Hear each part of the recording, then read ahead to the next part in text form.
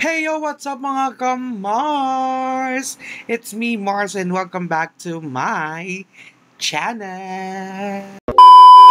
So, yun na nga mga ka-Mars. Muli naman po tayong nagbabalik para sa another lesson. Oh, ayan. Oh, di ba nga? Ayan guys, for today's video, it's all about random variable. Yes, one of the lesson for the statistics in the grade 11 students sa senior high school, of course. Ayan. But of course, guys, bago tayo magpatuloy sa ating video, kung bago nga lang sa aking YouTube channel at ikaw napadaan, just hit the subscribe button and click the notification bell para lagi po kayo updated sa aking mga bagong lesson. Ayan! So, yun na nga, guys, no? Let us all now discuss ano nga ba ang random variables. Yes, ayan. Of course, let us define first ano nga ba ang tinatawag na random variable. Ayan. So, ito ang ating definition for the random variable. A random variable may be viewed as a way to map outcomes of a statistical experiment determined by chance into numbers. It is a set whose elements are the numbers assigned to the outcomes of an experiment. It is denoted by a capital letter, usually X. Ayan. So, based on the definition of the random variable, ang sabi dyan, it's a way to map. Okay? It's a way to map outcomes. So, ibig sabihin, si random variable, no, ipinapakita sa atin kung ano nga ba ang outcome ng isang statistical experiment. Specifically, no, pag sinabi nating statistical experiment, ito pa yung tinatawag nating random experiment. Na kung saan, no, sabi nga dito, yung mga outcomes ng ating statistical experiment is ine-express niya into numbers. And take note that random variable is usually denoted by a capital letter. Now, usually it's a letter X, but of course, there are some references na ginagamit ang Y and letter Z, and other uses some letters of the alphabet. Ayan. So, to denoted the random variable. Ayan. So, again, it's a way to map outcomes of the statistical experiment pag sinabi nating random variable. Now, let's have an example para mas ma-visualize ninyo kung paano nga ba sinosolve ang random variable. Now, let's have this as our example. Suppose two coins are tossed. Let X be the random variable representing the number of heads that occur. Find the values of the random variable letter X. Now, bago tayo magpatuloy dito sa example na to, no, isa sa mga best example ng random experiment is tossing coin. Now, there are also some examples like rolling a die, and of course, getting a balls into a bowl. Ayan. So those are just some of the examples of random experiment. Ayan. So, going back here in this example, okay? So as you can see, we are talking about the two coins, okay? We are talking about the two coins that is being tossed.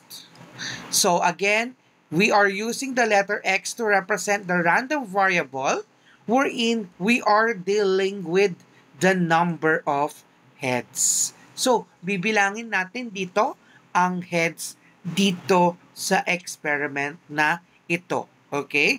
So, the first thing that we need to do is to identify first ano nga ba ang outcome ng ating experiment.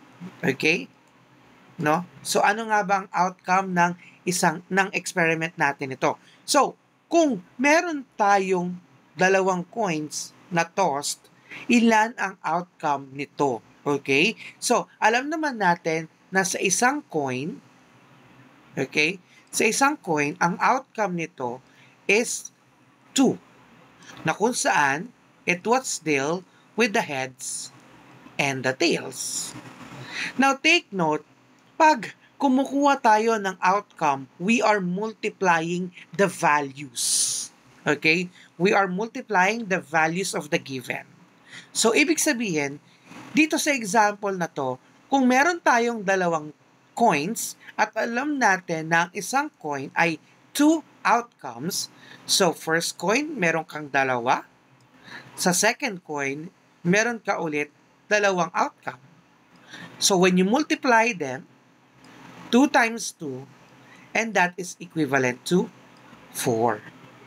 So, there are 4 outcomes when you toss 2 coins.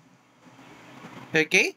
So that is how to identify or determine the outcome of the experiment. Okay? Now, after na malaman natin ang outcome ng ating experiment, tutukuyin na natin ngayon ang mga sample space.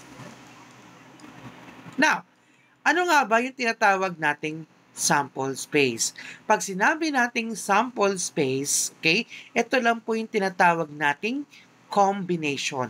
Or in other words, pag sinabi nating sample space, ito yung mga combinations, no? So, of course, gagawa tayo ng 4 na combination dealing with the 2 coins. Now, para mapadali ang pagkuha ng ating sample space, pwede tayong gumamit ng 3 diagram ng coins. Okay? So, paano po yun? So, kung sa first coin, alam naman natin na meron tayong heads at saka tails. Of course, pagdating sa second coin, alam natin meron din yung heads and tails. But of course, makikipag-deal yan kay first coin.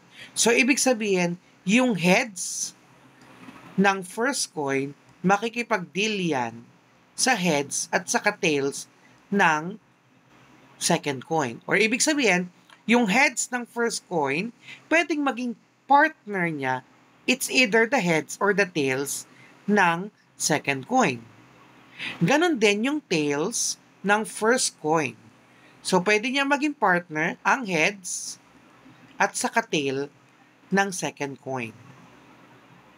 So, yan po ang 3 diagram para makuha natin ang mga sample space. So, ibig sabihin, in this case, so since 2 coins lang naman ang pinag-uusapan, so, ang ating mga combinations ay ito, HH,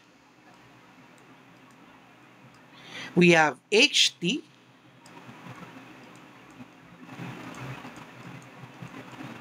we have TH,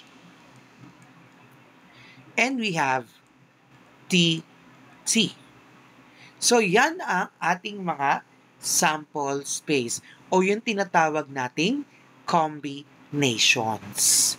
Ayan.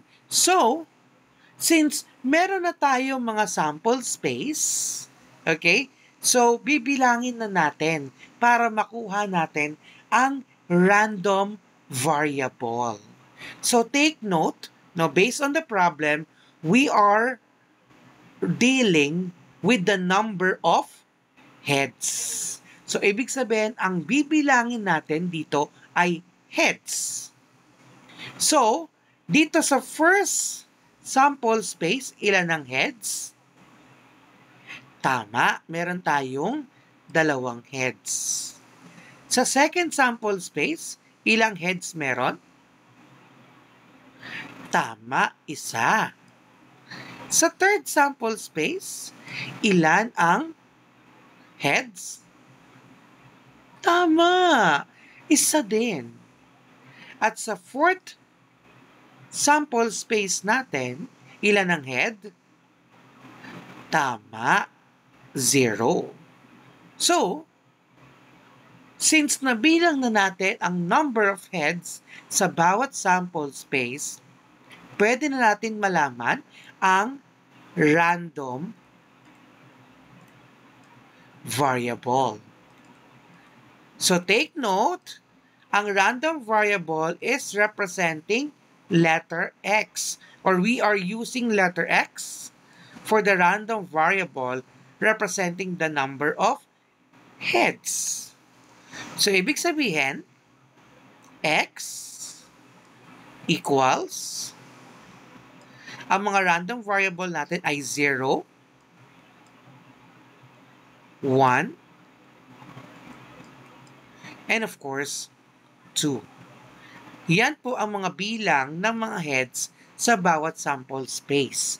Ngayon, since naulit yung 1, pwede natin isulat as 1 na lang po yung repetition ng number of heads. Okay? So as you can see, no, ito na po ang ating random variable tossing 2 coins, no, dealing with the number of heads. Ano pong ibig sabihin nito? Ang ibig sabihin, when we toss 2 coins, the possible chances are 0 heads, 1 head, or 2 heads. So, ibig sabihin, pag nag-toss tayo ng 2 coins, ang mga chances natin pwedeng walang head, pwedeng isang head ang makuha natin, or di kaya 2 heads ang chance natin pag nag-toss tayo ng 2 coins. So, yan ang tinatawag nating random variable. I hope may natutunan kayo for today's video. And kung nagustuhan nyo nga po ito, do not forget to hit the thumbs up button and share this video. Ngayon guys, kung meron kayong mga lessons na gustong ma-discuss natin dito sa YouTube channel natin, feel free to comment down below. So that's it for today. I hope that you learned for today's video. Bye everyone!